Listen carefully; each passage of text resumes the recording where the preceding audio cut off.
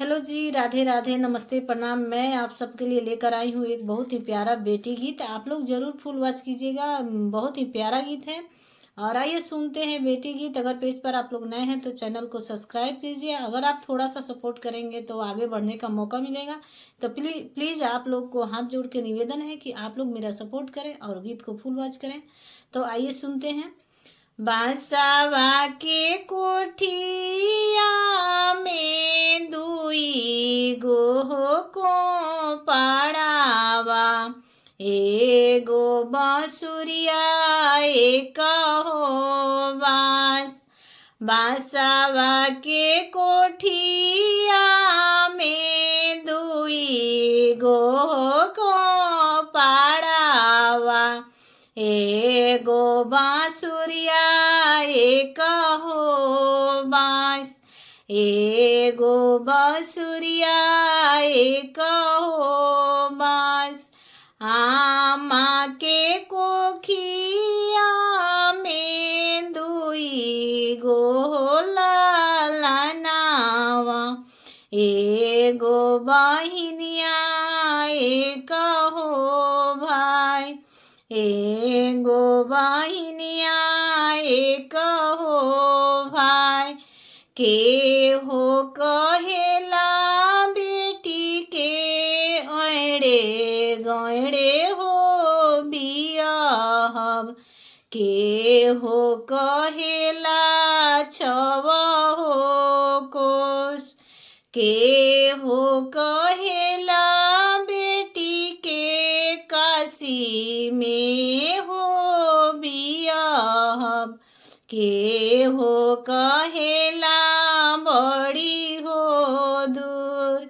के हो कहेला बड़ी हो दूर। आमा मोरा कहेली अड़े गड़े हो बियाहब।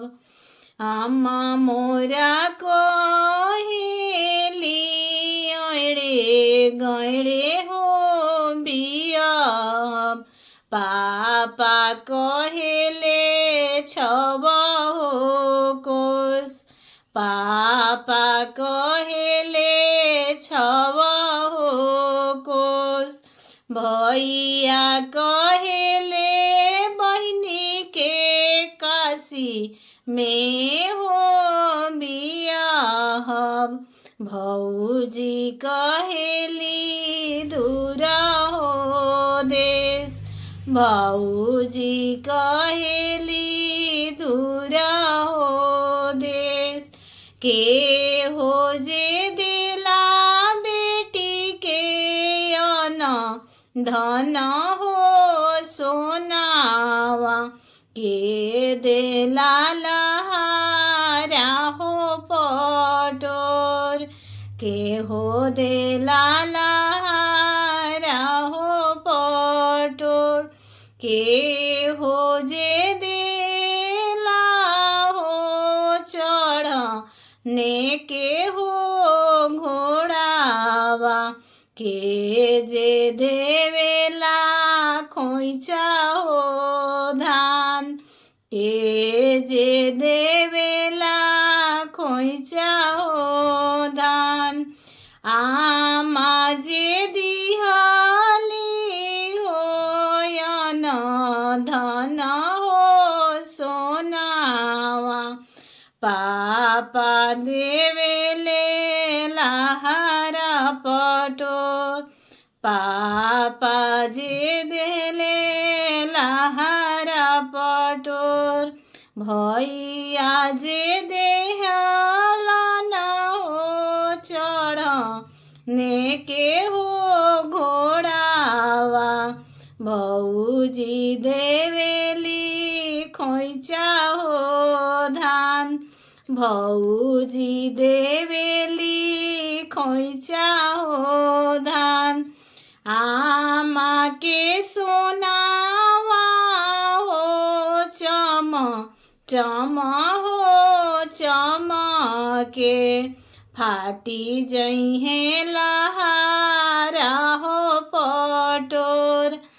फाटी जई है लहारा हो पटोर भैया के घोड़ावा नगर में हो दौरी है आठू अंगवा गोड़े खोइचा हो धान आठू अंगवा गोड़े खोइचा हो धान बांसवा के कोठिया में दुई गोहो को पाड़ावा एगो बांसुरिया एक हो बांस आमा के कोखिया में दुई गोहो लालनावा